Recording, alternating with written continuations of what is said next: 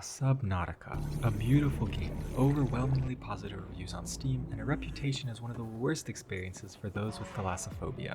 Now, I don't have thalassophobia, but after playing this, I've begun to second guess that statement. So sit back, grab a snack, text them back, and buckle up as I attempt to survive for 100 days on this beautiful but stress-inducing alien planet. Attention. Hull failure imminent. All personnel abandon ship.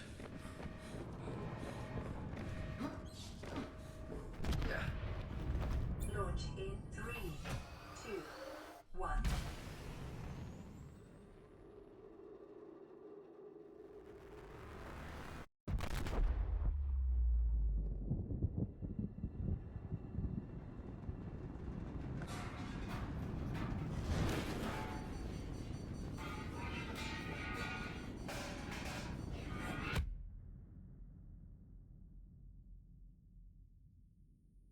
In my professional opinion, day one could not have started off in a worse way. My ship exploded above me, sending me towards an unknown alien planet in a glorious ball of flame, I might add, and everything around me was completely on fire.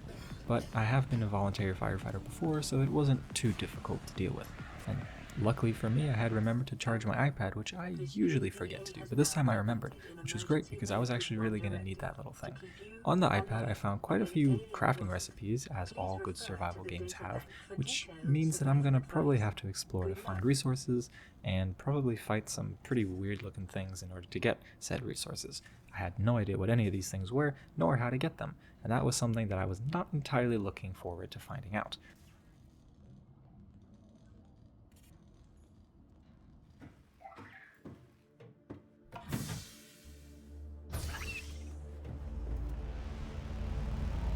I made my way out of the pod and began to explore my new surroundings, which were entirely water. I needed to start collecting some of the resources so I could try to find a way to survive on this weird alien landscape. After collecting a few basic materials that I was able to find just lying around, I managed to make a scanner, which was able to give me useful information about some of the materials and as well as the local ecosystem. And her name is a Gary fish. What? So cool when it's dark outside, but this is absolutely terrifying. On day 2, I was able to make some more tools, like the repair tool, which gave me the power of DIY home repair. This is annoying. I also made a really awesome knife, which meant that I could collect the creep vines to help craft other things that I would need later. By exploring the nearby area, I was rewarded with a blueprint for the Sea Glide, a small machine that would help me travel much faster. And after I was able to collect the necessary parts, I was actually able to craft one, and this thing is so cool. That's a scary looking fish. I started day 3 by exploring on my brand new Sea Glide, which made moving around like 100 times easier. I gathered some food since I was starting to get quite hungry. In fact, I was so hungry that I didn't even notice the shark that was trying to sneak up on me. Some of the other life pods had also crashed nearby, and using the data that I had on my handy dandy iPad, I was able to find one of them and retrieve the data that was inside. These guys doing here? Let's see, well, there's no one here, so...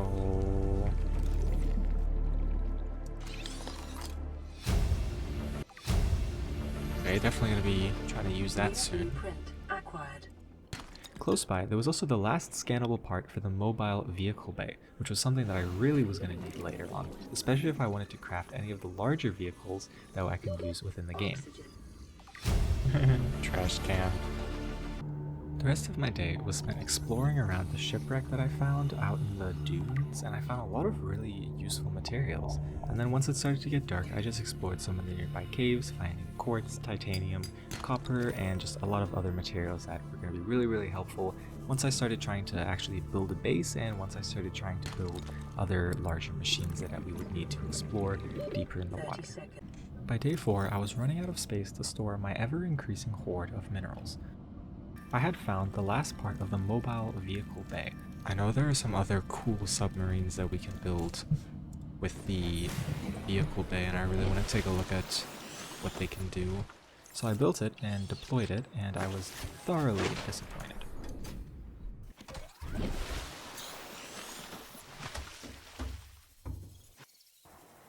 Ah, cool. Alright.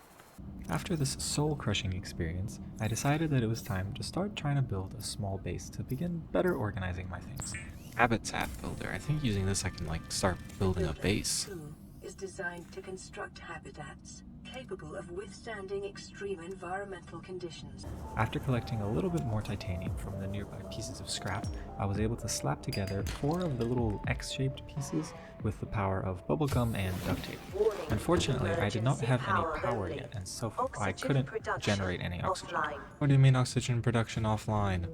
This, for obvious reasons, was a really big problem that I would have to remedy because my landlord would not do anything about it, and if that was the case, why am I paying so much for rent plus utilities? My apartment hunting was sadly cut short by a huge explosion caused by the reactor in the Aurora. What is this about? Is the ship's gonna explode? 7, 6, 5. It seems like the ship's gonna explode. 3, 2. Whoa! That's definitely not gonna be good for the surrounding ecosystem. Radiation had now begun leaking into the water around the ship. Thankfully, I already had the necessary materials to go ahead and make a radiation suit. This would help to protect me from the hazardous conditions. It's going to protect me from the cancer water. For the rest of the day, I found what I needed to finish my small little base, adding a solar panel to generate power during the day that I could later use to generate oxygen once it started to become dark. I began day 5 by making a couple lockers to store all of my material possessions. It was honestly quite tricky to align them properly, but eventually I was able to get it right. I was beginning to get very thirsty, and it turns out that radioactive alien salt water is not very good for you, so I needed to find something to drink. I found some bladderfish, which I turned into Dasani water bottles using my fabricator and what I could only describe as magic. Turns out I had never actually scanned one of the stalkers that lurked in a nearby kelp forest, and these were really scary, so I took some time to chase one down and I asked him about his car's extended warranty. While I was out, I also found everything that I needed in order to make a new fabricator and radio for my new little shelter. Day 6 was quite laid back. I explored one of the nearby caves and unfortunately got stung by one of the plants. This was really not great, so I quickly headed back, and for the rest of the time, I listened to 107.77 Subnautica radio station for my local news updates. This is Sunbeam. You know Aurora.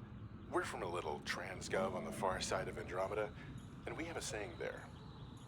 There's no bad without the good, no good without the bad. Sounds like you tasted a bunch of the former, but that only means you're overdue a whole lot of the latter. Might just be we're in. We're scanning for somewhere to park. We'll be in touch when we find it. Sunbeam out. It's scary. I hate going out at night. If going out of here at night, I'm already a little bit scared of the water, but this just makes it so much worse considering I can't see anything. Yeah, I am never leaving my habitat at night ever again. I am staying inside. On day 7, I needed to upgrade my oxygen tank. Once I had done that, I took a visit to the other escape pod that was nearby. I'm going to be able to breathe for much longer than I was able to before. Check out this life pod because I need to see if there's any resources there. I know that I'm supposed to go check it out from the PDA thing or the thing, so I guess we're gonna go check it out. Unfortunately, the pod was already empty, but I did find the parts to the laser cutter as well as my first part of the sea moth. Whoa, what are those weird looking shark things, bro? Those better not come towards me. Oh, what is this?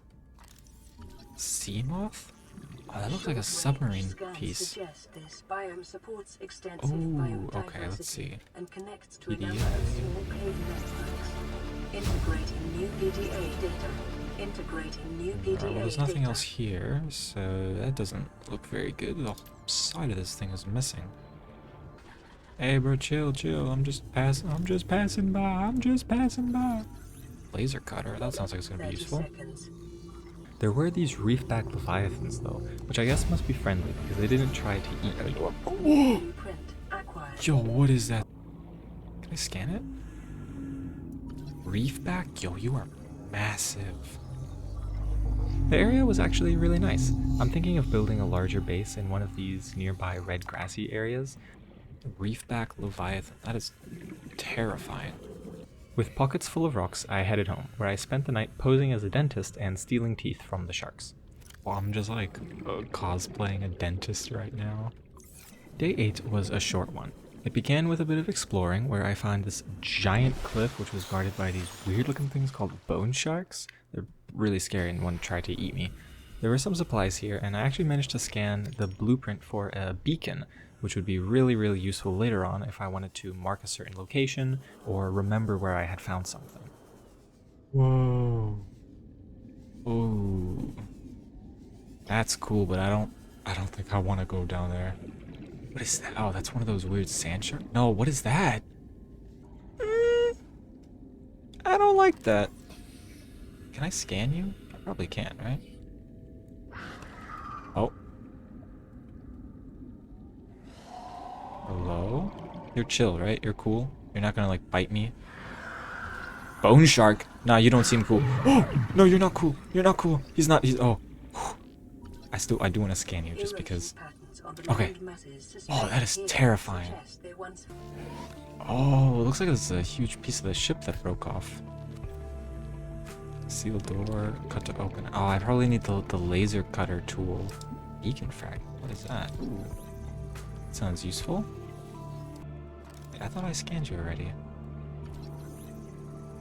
Oh, okay. I guess I didn't. Wait, infection? Oh, that doesn't sound good. Back in my base, I got a call on my radio from some group called Sunbeam, who said that they would be coming to rescue me from my watery grave. Who's calling me on my phone? Aurora, we're approaching the planet now. We have a landing site for you that's... well, it's better than the alternatives. We've sent you the coordinates. It'll take us a couple of days to align our orbit. Should be able to establish direct contact with you during that time. Then we're coming in to get you. Cross your fingers, the weather holds. Don't leave us waiting. Sunbeam out. Okay, that's good. On day 9, I explored a large wreck and found the blueprint for the scanner room and also for the bioreactor. Ooh, got a new blueprint. Alright, that's nice. Scanner room, okay.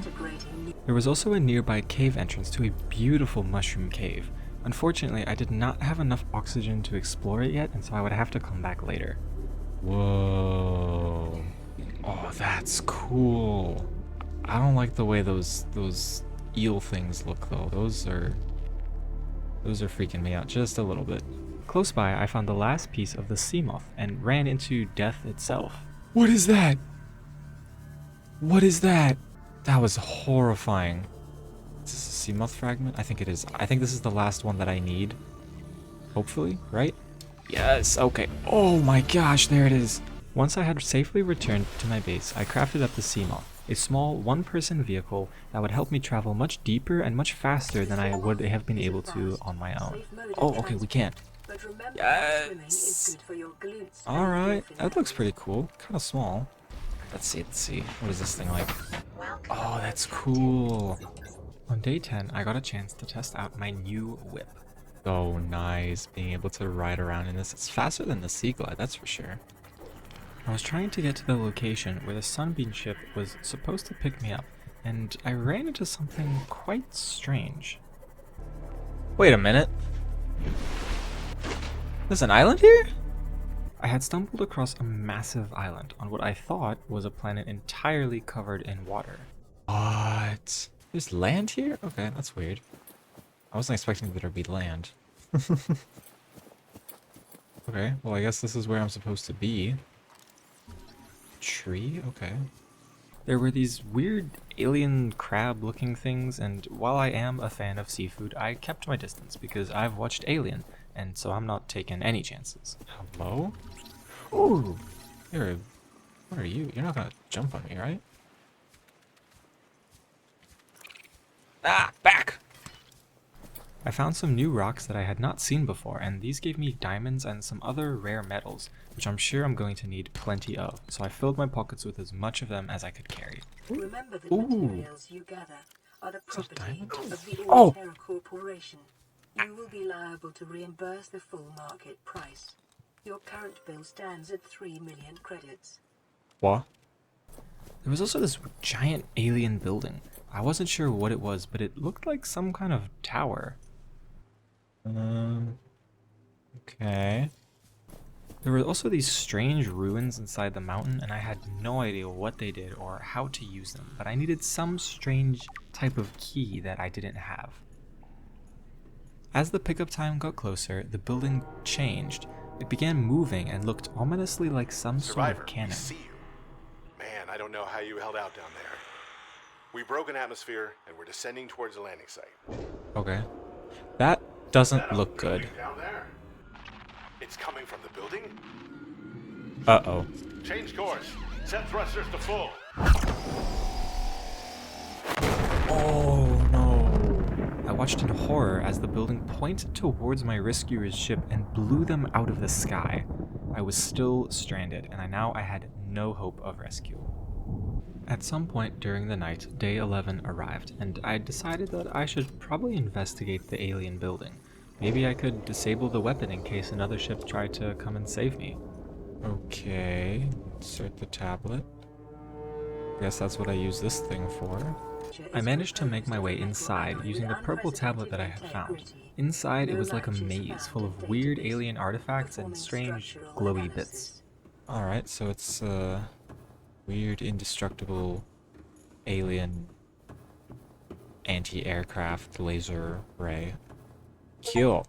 Eventually, I made it to some kind of terminal, which told me that I was infected and could not disable the weapon. Also, that the planet was quarantined.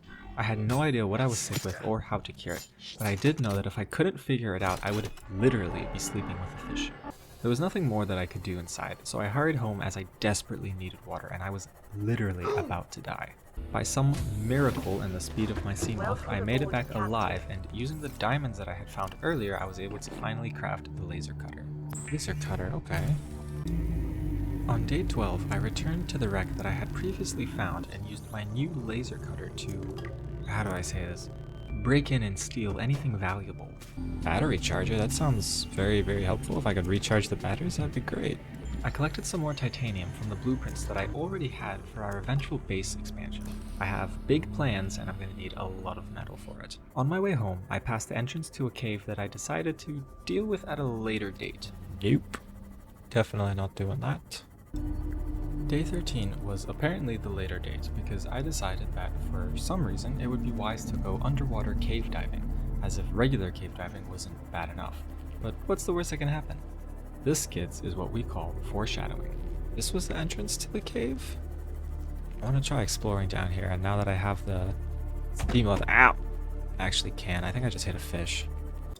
I descended into the cave and clutched my pearls as these giant red eels swam all around me. I soon realized that my sea moth could only go 200 meters deep, which left me doing this weird bobbing motion to keep me from going any deeper. That is freaky.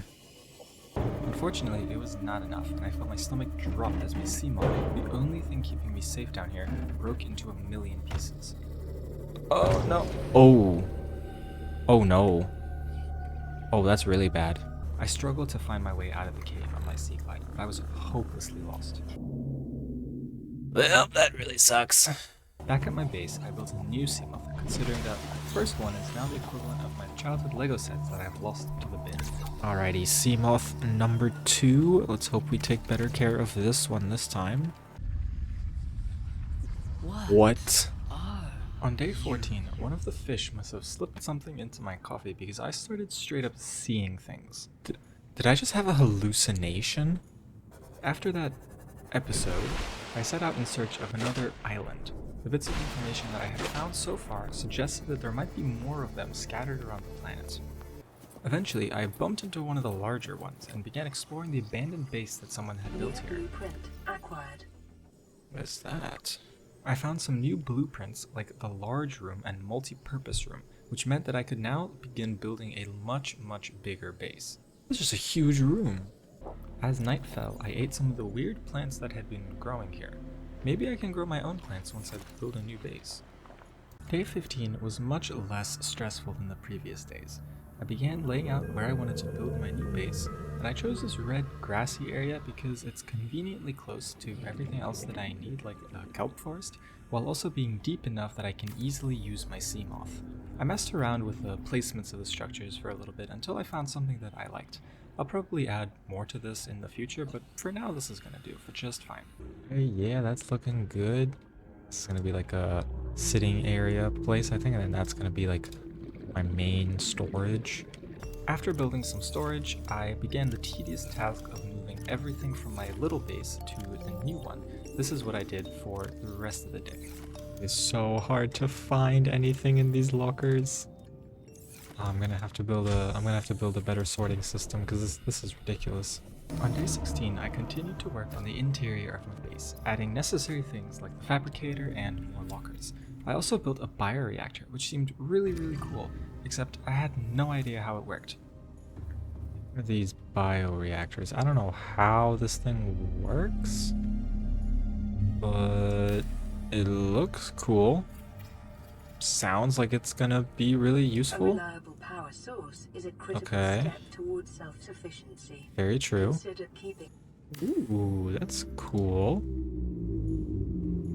I will take some of those. For the rest of the day, I organized my items into the wall lockers that I had built, and I hired a U-Haul to transport more of my stuff. Just kidding, I had to do it all myself. Alright, now I gotta keep on ferrying resources back and forth from that area to my new base. Oh, this is gonna take a lot of trips. This is gonna take a lot of back and forth. Day 17 was another slow day. I built some more lockers and continued transporting my items to my new base. Most of it was titanium, but I needed a lot of this for lockers and for future expansion, so it was definitely necessary. Later in the day, I decided to build a scanner room, which was honestly pretty difficult to do. Scanner room, I have no idea where this thing should go. I couldn't find a way to connect it to my base, and it was getting really annoying. Eventually, I did manage to connect it to the front part of my base. What is this? With this, I can now scan my surroundings to find specific resources, which is something that will be really helpful later on, especially when I need to look for specific things. On day 18, I took a much needed break from building to do some more exploration. I hadn't visited Life Pod 13 yet, so I got in my Seamoth and set off. That's getting very deep, very quickly. Whoa, this is like giant blue coral, that's kinda cool. The life pod had fallen in this strange mushroom forest looking place, sort of like Mushroom Gorge from Mario Kart if anyone else remembers that. The life pod was, of course, empty, but I did find another PDA and a few new creatures to scan. Let me scan you, please. Oh, thank you. Well, guess we're going in here. On my way home, I ran across another wreck that I hadn't explored yet. There wasn't much, but I did find the blueprint for the floodlight and the modification station, so I'd say it was a success. Modification station? That sounds important. Day 19 was another adventuring day. I began heading in the direction of Life Pod 19, which had sunk about 300 meters, which was too deep for my Seamoth, as I had previously discovered. On my way there, I passed another wreck where I spent most of the day, actually. There were plenty of blueprints, like parts for the moon pool, thermoreactor, power cell charger, and even something called the prawn suit, which seemed like some kind of mini mech, and best believe I wanted it. There were so many goodies that I nearly forgot about the life pod, which was sitting nearby. It was empty, of course, but I did take the data contained in the PDA that was left. Day 20, I decided to try exploring the wreckage of the Aurora, the ship that had exploded and stranded me on this watery wasteland. I knew that Life Pod 4 was also in that direction, so I thought I'd kill two birds with one stone. Why am I taking damage? I have a radiation suit. Unfortunately, there was a lot of radiation leaking from the ship's core, and I did not have my full radiation suit on, so I had to go back to my base to get the headpiece. Guess I need the helmet too. Who would have thunk? Oh. No. No. Absolutely not. How am I supposed to get inside? Nope, that doesn't work. Eventually, I made it to the ship, but soon realized that I needed the propulsion cannon to move the crates blocking the doorway, meaning I had to go back to my base all over again. What's it called? Propulsion cannon? Maybe if I get one of those. I concluded the day by heading home in defeat while trying to avoid the Reaper Leviathan I had seen earlier. On day 21, I had a few things that I needed to do. I wanted to explore the Aurora, but in order to do that, I needed the propulsion cannon. And to craft that, I needed to find some silver so that I could make one of the wiring kits. After a while, I found what I needed and was able to build the cannon. Alright, let's build this propulsion cannon. I do not know what this does, but it looks kind of cool. Yeesh. Oh! Oh! Oh! It's so scary looking. Once I got back to the Aurora, I tested it out on some of the stupid little crabs that kept biting me last time. These guys were giving me problems last time. Get out of here!